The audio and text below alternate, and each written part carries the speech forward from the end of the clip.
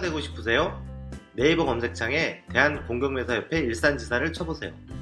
지금 당신의 삶, 그 삶이 당신이 꿈꾸던 삶이 맞습니까? 앞으로 다가올 미래 또한 궁금하지 않습니까? 그 미래는 다른 사람이 아닌 당신이 만들어가는 것입니다. 보다 나은 미래를 위해서 저희 대한공경매사협회 일산지사가 도와드리겠습니다. 대한공경매사협회 일산지사는 여러분이 꿈꾸는 삶에 한 발짝 더 다가갈 수 있도록 도와드리겠습니다. 상담 문의 1670-7089. 네, 안녕하세요. 일산지사 한송우입니다. 안녕하세요. 일산지사 주정복 실장입니다. 네, 일산지사장 김관식입니다. 네, 안녕하십니까. 안녕하세요. 네. 자, 오늘은 저희가 매주 월요일마다 핫한 기사나 키워드 이런 걸로다가 오전에 같이 얘기하면서 기사를 읽어주면서 기사 내용에 대해서 토론을 하기로 했었습니다. 그래서 오늘 첫 번째 시간인데요. 오늘 첫 번째 시간에 맨 처음 읽어드릴 기사는 제가 준비한 기사거든요. 뉴스원에 이제 이게 12월 13일 날 올라왔던 기사입니다. 평생 모은 재산을 어떻게 온 동네가 쑥대밭 됐다.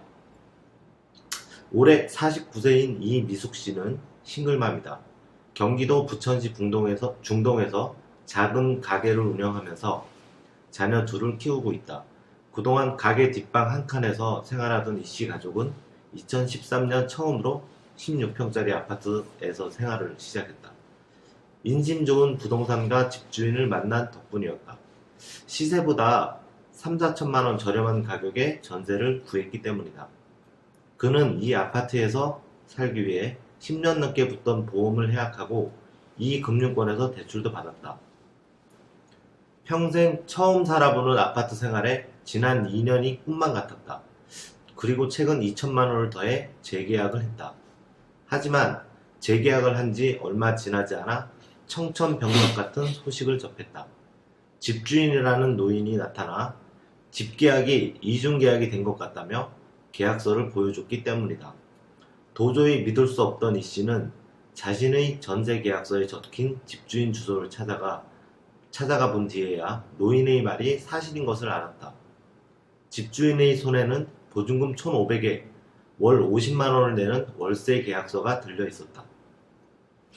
9천만 원 전셋집이 순식간에 1,500만 원 월세집으로 내려앉는 순간이었다.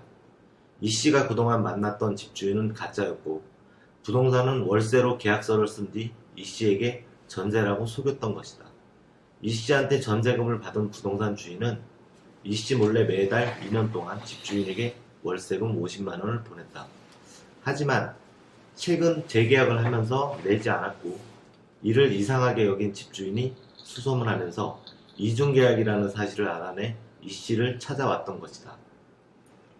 집주인은 난 보증금 1,500만 원에 월세 50만 원에 계약했지 전세 9천만 원에 계약한 게 아니라며 이 씨에게 월세를 내고 살거나 아니면 나가라고 요구했다. 2년 전 손님으로 온 부동산 여사장님이 시세보다 저렴한 아파트가 전세로 나왔는데 살아보는 게 어떻겠냐고 제안했어요. 평소 매너도 좋고 생활도 넉넉했던 분이라 금방 믿게 됐죠. 무엇보다 자녀 둘을 키우면서 좀 더 넓은 집에서 지내는 게 교육에도 좋다고 말하는데 끌렸습니다. 부동산에서 추천하고 계약하는 것이니 의심할 여지가 없었죠. 이 씨는 최근 경기 부천 원미경찰서에 부동산 중개업자 김모 씨를 상대로 특정경제가중처벌법상 사기 혐의로 고소한 40여 명 중 한 명이다.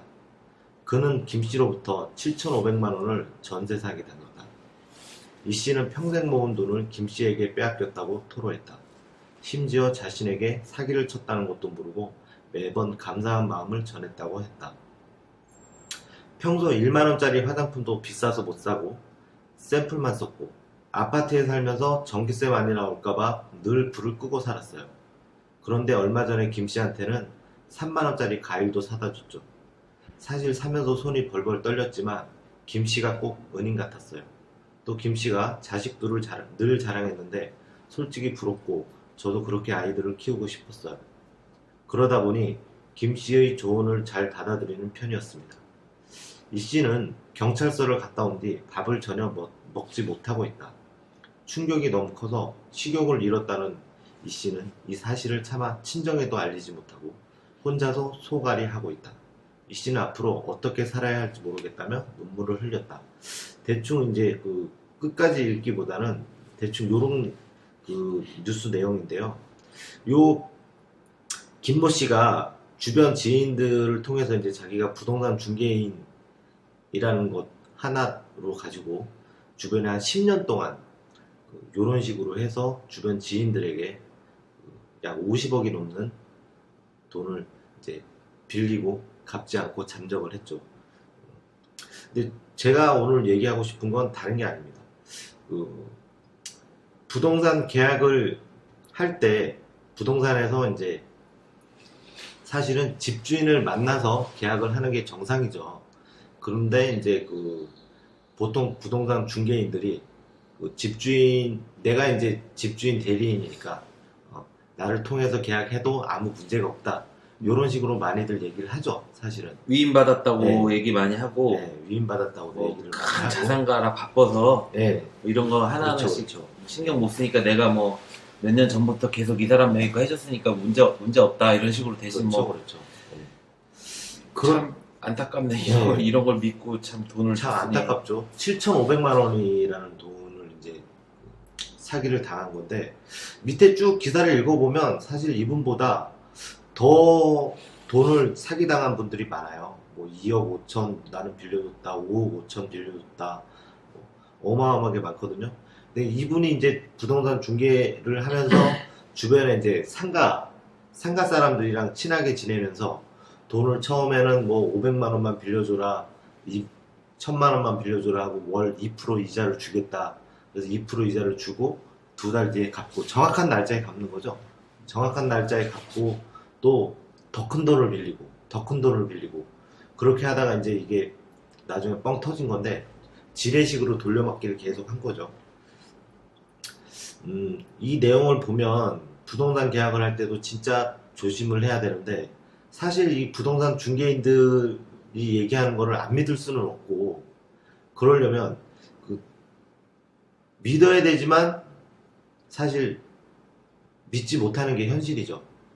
믿어야 되지만 이걸 믿었다가는 이런 일이 생길 수도 있고, 그렇기 때문에 미연에 방지를 하기 위해서는 꼭 아무리 바쁜 건물주라도 자기 건물 자기 재산인데, 자기 재산 계약하면서 현장에 부동산 중개 사무소에 나와서 계약할 때 나와서 도장 한 번 안 찍는다는 것도 사실 의심을 해야 되는 거거든요. 친해서 그래, 친해서. 이거는 그렇죠. 친해서 그렇죠. 친해서 생긴 일이야. 10년씩 막 5년씩 7년씩 이렇게 알고 지내니까 네. 잠깐 뭐 500만 빌려줘. 그리고 뭐 내가 그 사람들 뭐 했었는데 뭐 계약 내가 대신 하면 돼. 뭐 못 믿고 해. 이렇게 싸게 해줬으니까 얼른 뭐 이렇게 얘기해 버리면 맞아요. 그렇잖아. 이게 네. 친해서 생긴 일인데 서로 간에 믿고 지내다 보니까. 근데 보니까 나오네. 김 씨가 자식이 하나가 이비인후과 의사고 하나는 맞아요. 그 온라인 경제 전문 매체 기자 아들이고 뭐 이런 거니까 이제 애들도 뭐 그지 네, 믿을만한 맞아요. 자식들도 빵빵하고 하니까 지들보다 일단 나은 것 같고, 근데 이제 해먹으려면 좀 지보다 나은 사람 해먹었어야 되는데 없고 못 사는 사람 돈을 해먹었으니까. 그러니까. 이중계약한 거는 형사죠, 형사. 그렇죠. 형사 아니에요? 형사입니다. 옛날에 계약서를 이제 이게 사문서 위조랑 똑같은 겁니다. 네. 사문서 위조는 예전에 우리 직원 하나도 이런 꼴을 당해갖고 이삿날 컨테이너 박스에다 이삿짐 집어넣고 이랬었죠. 네네. 그래갖고 돈 뭐 변제받고 이랬었는데 사기입니다, 사기. 잊을만 하면 이런 식으로 한 번씩 나오는 것 같아요. 예전에도 송파에 있던 무슨 모 공인중개사에서 뭐 이렇게 나왔었는데. 예, 공인중개사 분들이 진짜 이거 뭐 요거도 뭐 계속 괜히 이런 분들, 싸잡아서. 공인중개사 분들 중에 뭐 진짜 만에 한 명 있을까 말까 하는 분들이죠. 근데 이런 분들이 진짜 잘 해줘야 되는 게, 이게 부동산이고 남의 재산이고 나한테는 전 재산일 수 있는데 이런 걸 가지고 중개하시면서 그렇게 어쩌다 한 번씩 이렇게 사기를 쳤다는 내용을 보면 참으로 가슴이 아파요. 이게 평생 모은 돈이고 진짜 뭐 훔치려고 이렇게 마음을 되면 먹고 사기치려고 마음 먹고 덤비면 나도 예전에 사기 당해봤지만 못 당해. 그냥 사기 당해버리더라니까.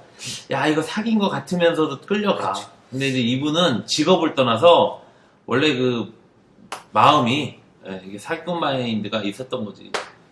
지금 요즘에는 뉴스 안 나오는데 한 2, 3년 전에도 그런 뉴스 나왔었잖아요. 그렇죠. 그 왜 중개소랑 끼고 아니면 이제 그 정말요 정말 그냥 공인중개소 사무실을 내요. 아무것도 없이 허가도 명의만 없이. 빌려가지고. 명의도 없어. 네. 그것까지 확인하는 사람도 별로 없어.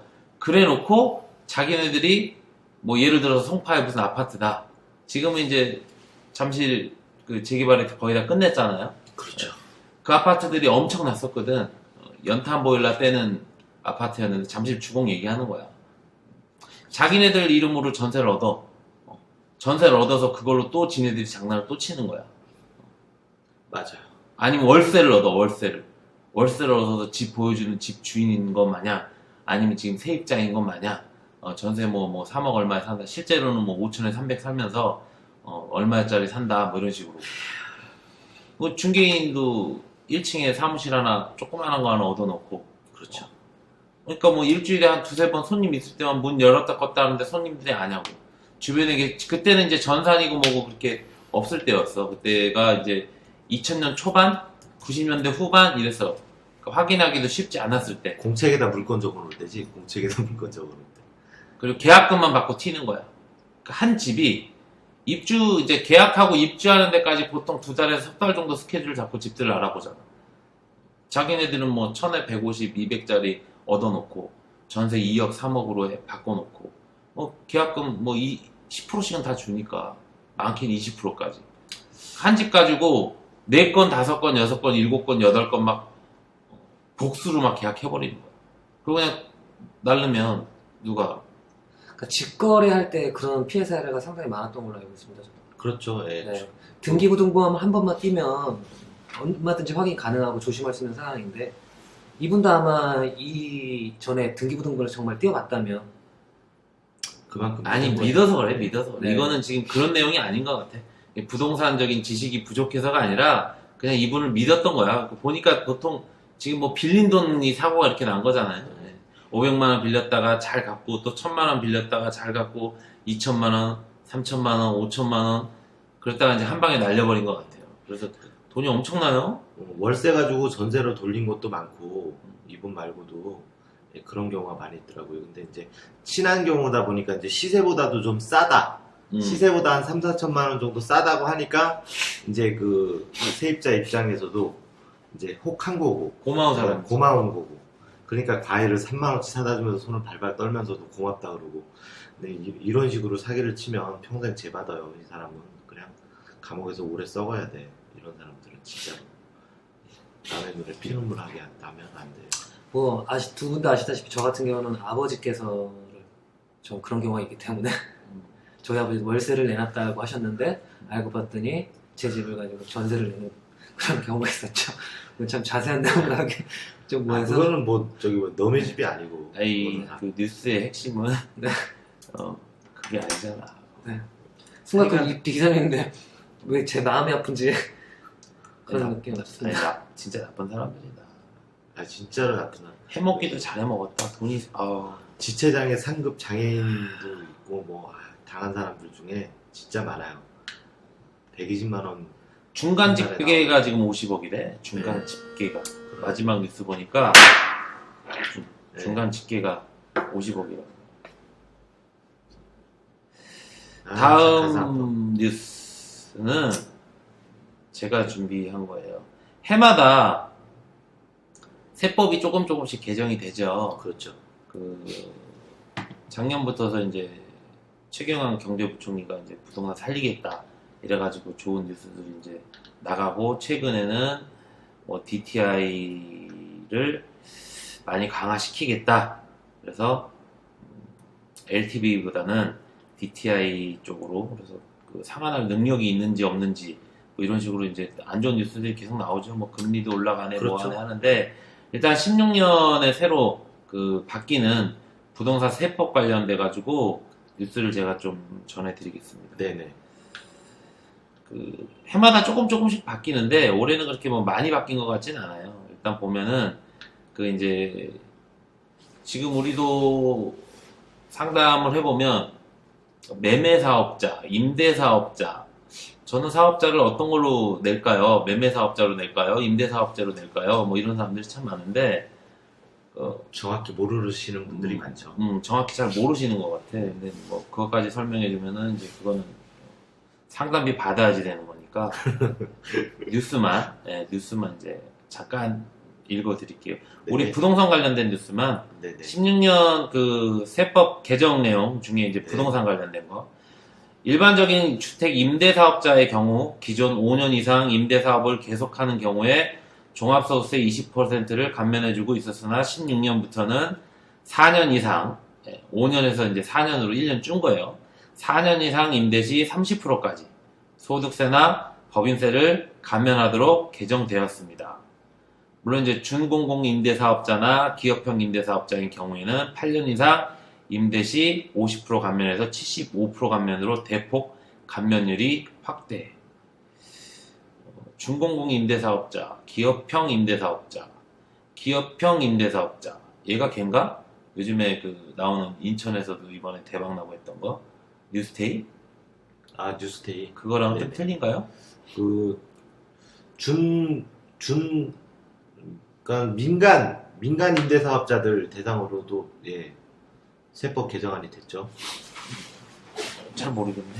그러니까 우리는 뭐 경매 받아가지고 낙찰 받으시는 분들 주택임대 사업자 이제 5년 동안 이제 가지고 계시면 과세도 좀 피하고 하는데 요거는 이제 종합소득세액이니까 네. 확인들 해보시면 해마다 연말되고 연체되면 확인들 해봐서 본인들이 누릴 수 있는 권리가 어떻게 바뀌었는지 네. 아니면 세법 뭐 개정이 돼서 늘었는지 뭐 이런 것들 확인해 보시는 게 좋을 것 같아요. 그 다음에 이제 비사업용 토지의 장기 보유 특별 공제 적용해가지고 나대지 등 토지 본래의 용도에 다시 읽어드릴게요. 나대지 등 토지 본래의 용도에 사용하고 있지 않다고 판단되는 토지의 경우 그동안 장기 보유 특별 공제를 받을 수 없어 보유기간이 길고 양도 차익이 클수록 세부담이 컸습니다.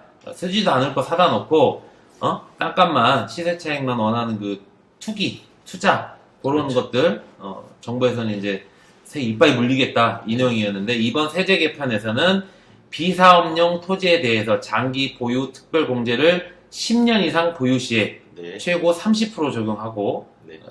대신 양도소득세율은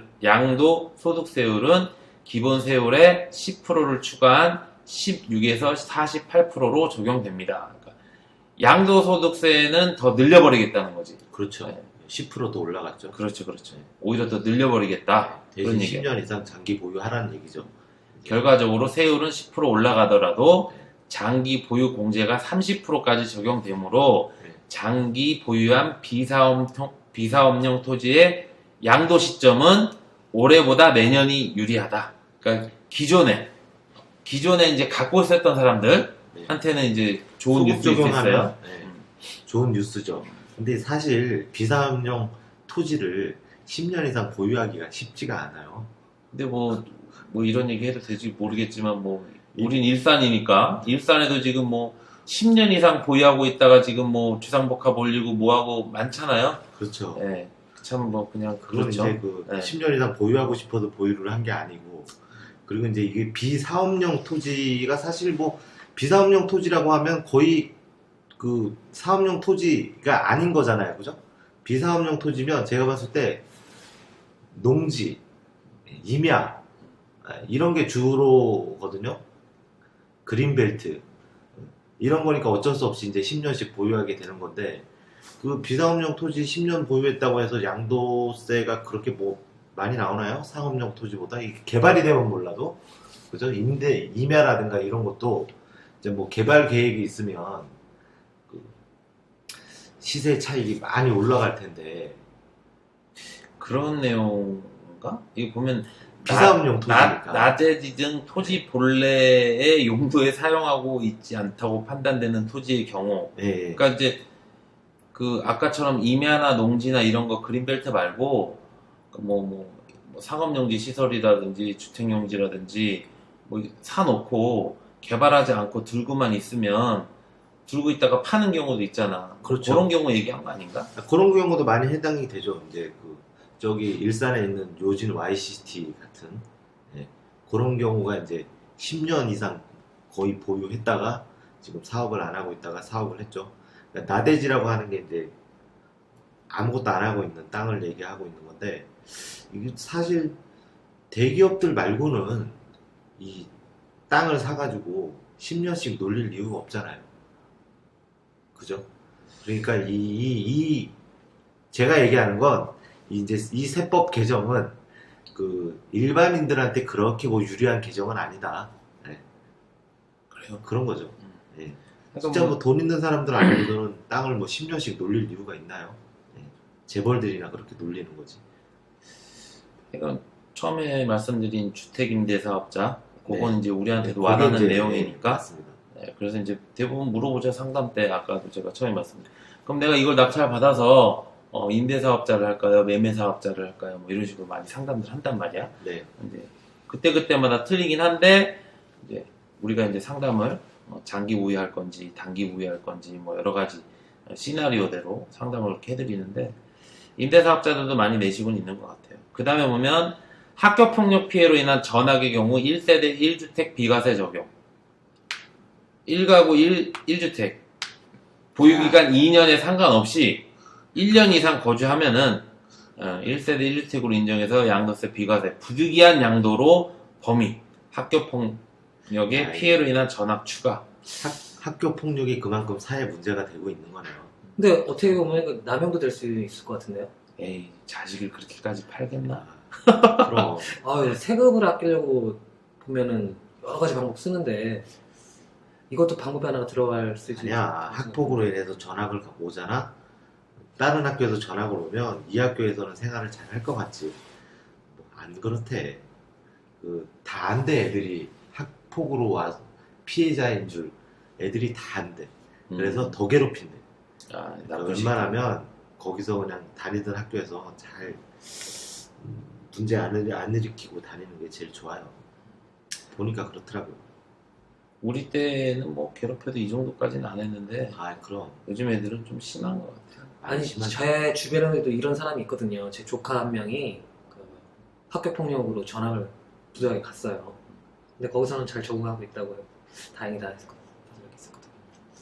그러면 정말 다행인데 그렇지 않은 경우가 훨씬 더 많다 그러더라고요.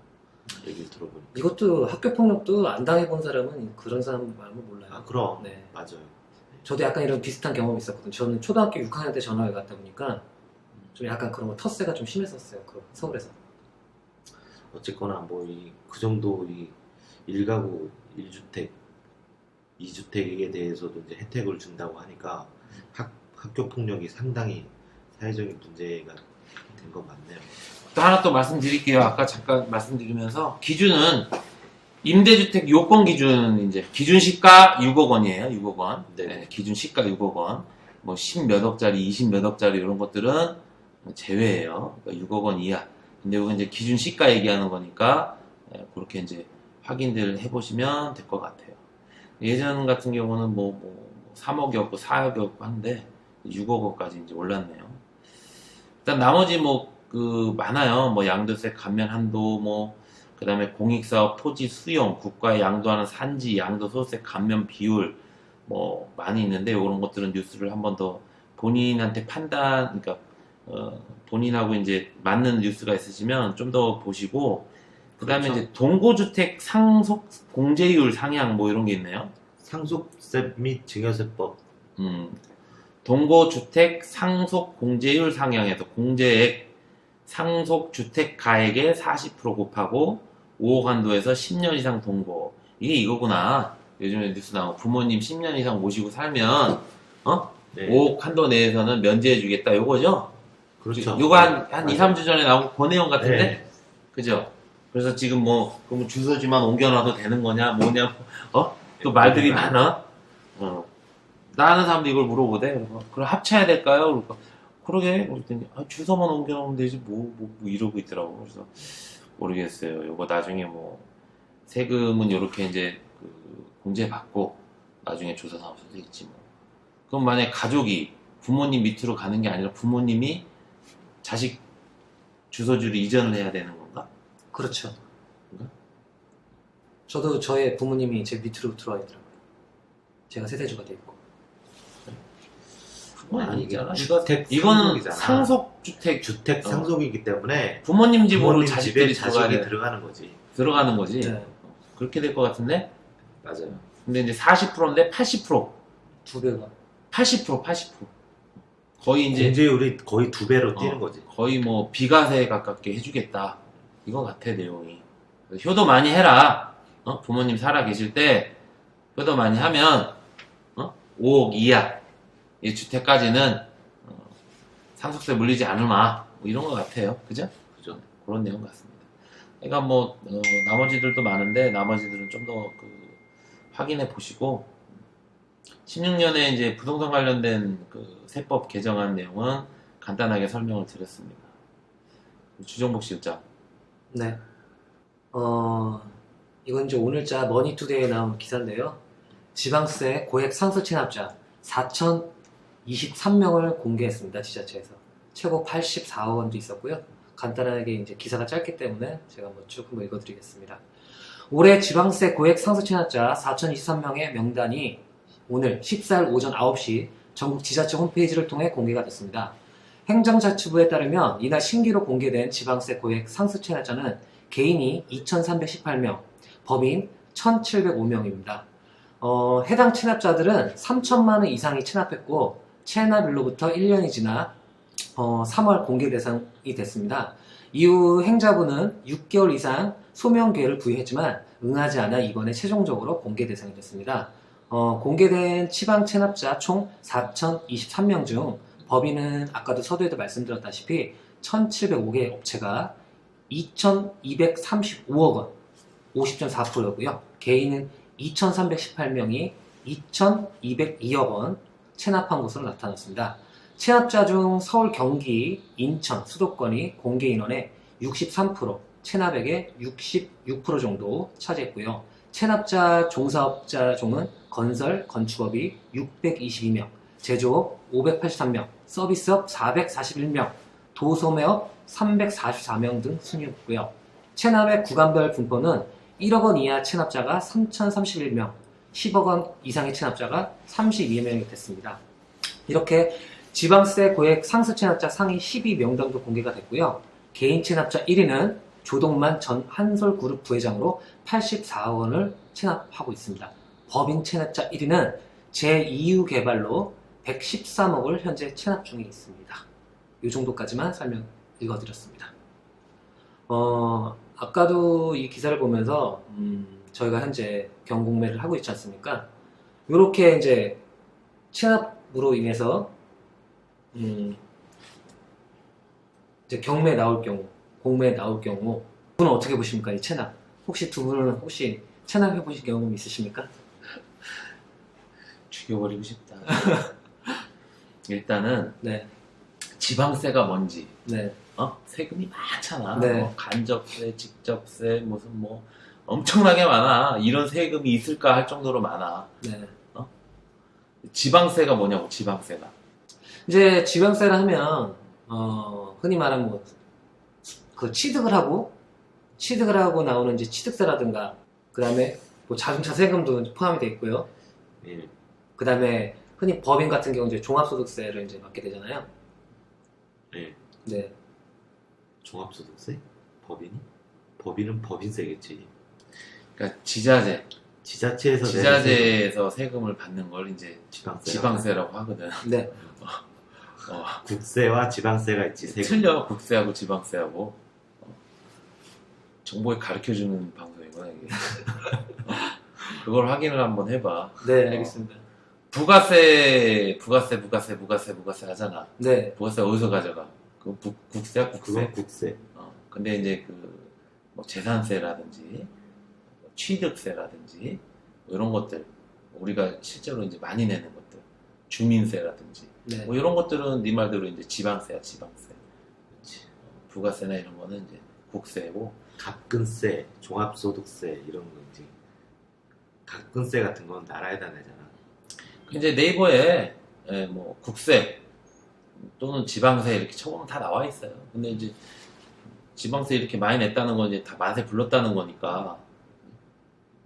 고지서에 구청, 시청으로 나오는 게 지방세, 세무서로 나오는 게 국세. 네. 그렇게 보면 되겠다. 근데 이제 네가 물어보고 싶은 건 아까 뭐냐? 우리가 그렇게 그 납부 안 내본 적이 있냐? 네. 있지. 뭐 없어. 나는 뭐 그럼. 불써는 내가 사업을 할부로도 내고 세 번이나 있지. 망하고 네 번째 사업을 지금 거의 10년 넘게 하고 있는 건데 망하면 망할 때마다 세금 제때 못 냈지. 아니 할부로도 내고 했어. 나눠서 내고 뭐 나눠서 하는데 내고 하는 거지. 가산세가 장난이 아니야 세금도. 겁나 세 세금. 가산세 엄청 세. 세금 때문에도 이제 경매가 아니라 이제 공매로 네. 많이 이제 넘어가죠. 그거보다는 이제 우리 이제 대한공용매사협회니까 경매에 있어서 이제 권리 순위를 매길 때도 항상 세금이 최우선순위죠. 그런 부분들도 이제 많이들 알고 계실 건데 항상 뭐 시스템적으로 국가 위에 이제 국가라는 게 있고 그 다음에 나머지들 이제 우리가 경제활동부터 시작해서 여러 가지를 하니까 우리가 뭐 납세 의무, 국방의 의무 뭐 여러 가지 있잖아요. 그렇죠. 권리 순위 최고 순위는 세금이에요, 세금. 그 다음에 이제 그 뒤에 있는 채권들 보면 이제 은행 채권 위에 있는 것들도 여러 가지 있잖아요. 뭐 임금 채권도 있고, 뭐 최우선 변제 같은 경우도 있고, 그죠? 네, 그런 것들이 있는데 국세는 항상 첫 번째. 근데 이제 이건 지방세가 이 정도면은 국세 안 낸 것까지 따지면 어마어마할 거야. 이 사람들이 뭐 국세는 내고 지방세만 안 냈겠어? 그죠? 날릴 때 다 날리는 거지. 근데 나도 세금을 못 내봐서 가산세 막 붙여서 내봐서 알기 때문에 근데 이거는 맞아 고액도 고액이든 상습 체납자들 네. 좀 약간 우리나라는 좀 그런 게 있잖아. 네. 똑같이 벌어도 세금 많이 내면 약간 좀 바보된 듯한. 그래서 이제 세금을 좀 어떻게든 줄이려고. 우리나라뿐만 아니고 뭐 세무사랑 상담도 하고 뭐 이러는데 엄청나네 금액이. 외국은 그래서 페이퍼 컴퍼니 만들어서 뭐 저기 몇 세금 없는 나라에 법인 세워놓고 하잖아. 애플도 그렇고. 체납자가 연령별 분포가 나와 있는데요. 일단은 40% 이상이 50대에서 60대가 가장 많습니다. 이제 이거 뭐 38 기동대인가? 이런 사람들 이제 네. 찾아내겠지. 서울, 그러니까 서울시 엊그저께 뉴스에도 보니까 뭐 아궁이에서 돈이 막 5만 원짜리가 뭐 다발로 나오고 막 그러던데 어디 이제 현금으로다가 찾아다가 어디 박아놨던가 아니면 짝박는 거야. 실제로 이제 망해가지고 없으면은 없어갖고 만세 보는 사람들은 뭐 방법 없고 그럼 진짜 뭐 사업하다가 내 의도와 상관없이 뭐 부도가 날 수도 있고 망할 수도 있는데 그럴 수도 있는 거고 뭐 일부러 있는데 안 내고 그런 사람들도 있고 진짜 없어서 못 낸 사람들도 있고 그러겠지. 오늘 뭐 처음 방송인데 뭐 한 2-30분 녹음한 것 같네요. 네, 오늘 첫 방송인데 한 30분, 33분 정도 방송했네요. 오늘은 여기까지만 하고 다음 주에 더 알찬 기사로 다시 한번 찾아뵙도록 하겠습니다. 네, 저 역시 다음 주에는 좀 더 확실하고 미리 조사도 하고 미리 알아놔서 녹음할 수 있도록 준비하도록 하겠습니다. 네, 여러분들이 다 알고 있는 뉴스나 뭐 들었던 뉴스 말고 놓치고 흘렸던 뉴스로 준비를 해서 사실 뭐 일주일만 지나도 이런 뉴스가 있었나 싶을 정도로 매일매일 쏟아지는 뉴스 때문에 이제 잊고 사는 그런데 이제 우리 이제 부동산 투자자 입장에서는 이제 꼭 알고 있어야 되는 부분들 놓쳤던 뉴스들 다시 한번 꺼내서 저희 나름대로 좀 더 심층적으로 알아보고 그런 좋은 뉴스들 매주 월요일마다 녹음해서 올려드리도록 하겠습니다. 이상입니다. 네, 감사합니다. 감사합니다. 당신만을 위한 선택. 그 곁에는 저희 일산지사가 있습니다. 당신에 의한 당신을 위한 법원 경매 누구와 함께 하겠습니까? 당신의 법원 경매 마스터 프로젝트 일산지사가 함께 하겠습니다. 인생의 시작은 맨발에서, 부자의 시작은 대한공경매사협회 일산지사에서.